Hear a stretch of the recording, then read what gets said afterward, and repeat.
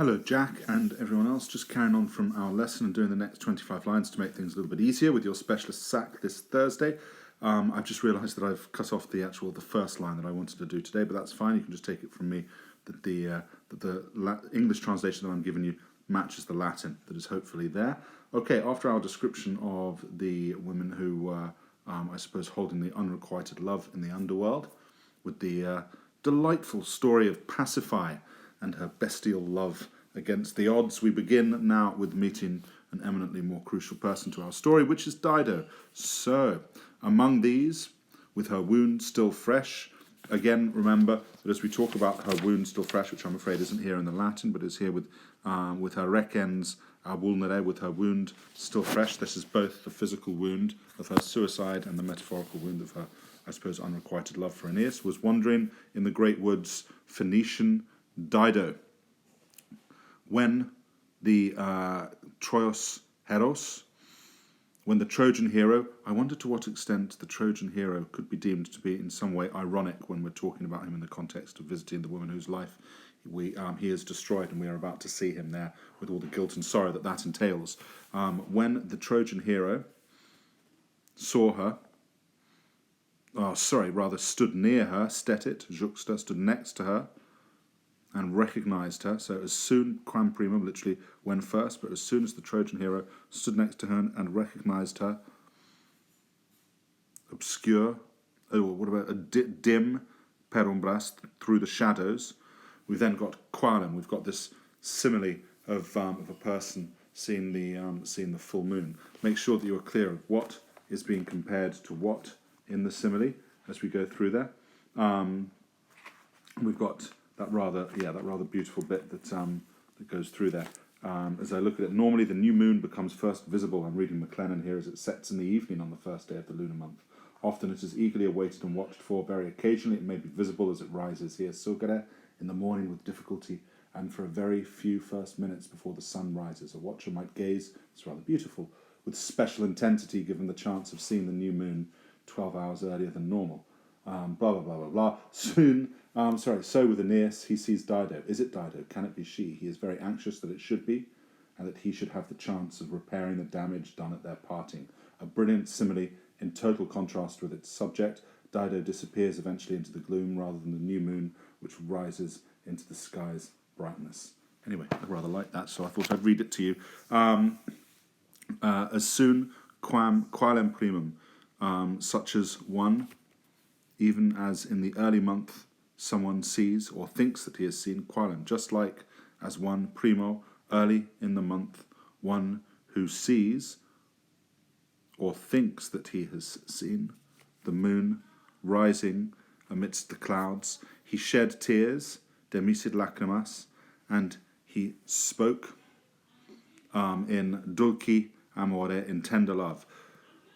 Sad Dido, verus, unhappy Dido, was the tale true then? You can just hear the people shouting in the background, so just ignore my noisy family. So, unfortunate Dido, unhappy Dido, was the tale true then that came to me? Was the nuntius verus? Was the tale true then that had came to me that you had died extinctam, and that you had sought your end, secutam maybe, that you had followed your end, sought your end maybe, ferro, with the sword? Funeris, was I, alas, the cause of your death? By the stars, I swear, so fui causa, was I, alas, the cause of your death? By the stars, juro, I swear, by the heavens above. By the stars, I swear, by the heavens above, and whatever, see qua literally if there is any faith in the depths below, and whatever is sacred in the depths below, unwillingly, queen, did I depart from your shore. But we've got those here, that the orders of the gods, unwillingly did I, invitus, queen, did I depart from your shores.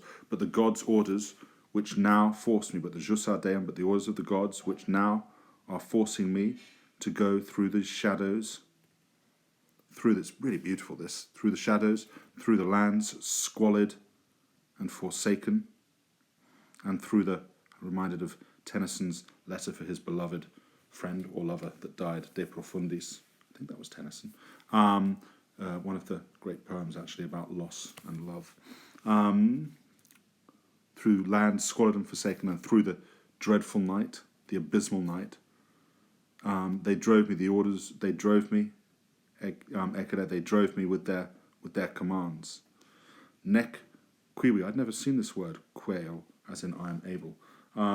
And I was not able to believe that this. So, and I was not able to believe that me going there, that my departure there, would bring such grief to you. It's so sad, this. But Aeneas needs to deal with that. He's done it.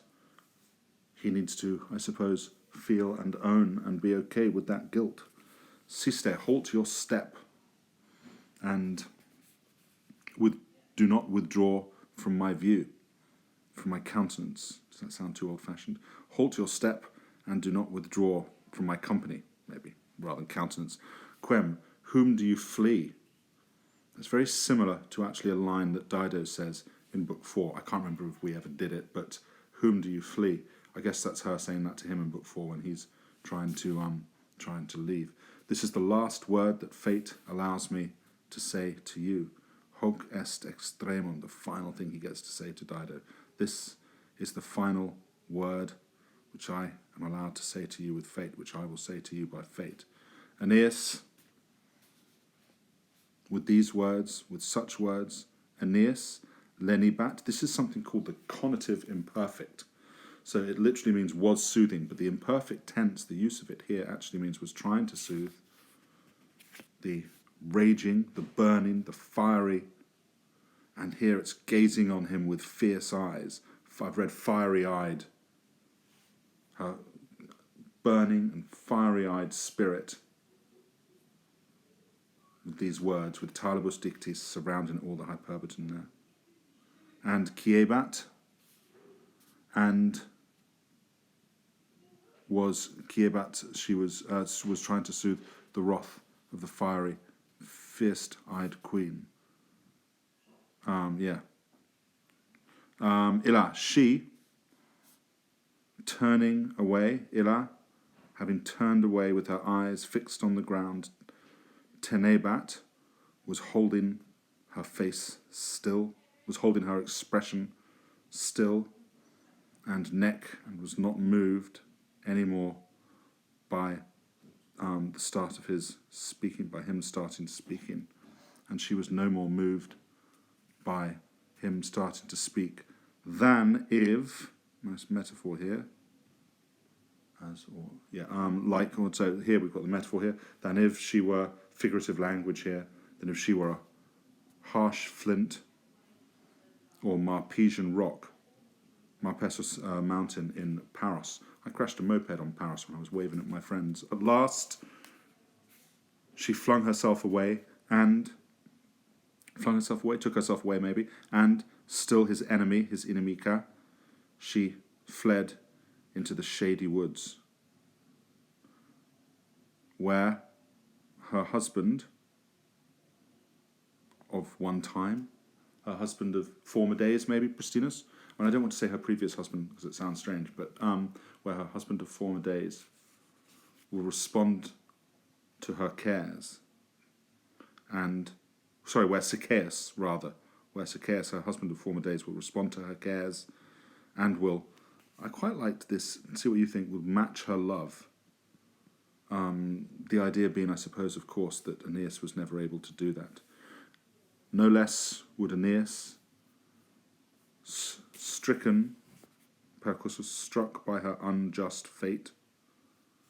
No less does Aeneas, prosequitur, follow her with tears from far off. Gaze at her, maybe. Follow her with tears, it's beautiful, from far away. And miserator, and pities her going away. I really enjoyed, I know it's very sad, I really enjoyed this, even just translating that then for you all. I hope you're all okay, and I will see you all on Thursday, and some of you I will see tomorrow, but you don't need to do this passage just yet. I hope that's okay, Jack, and I'll upload it to YouTube, and I will see you all soon. Thanks then, bye-bye.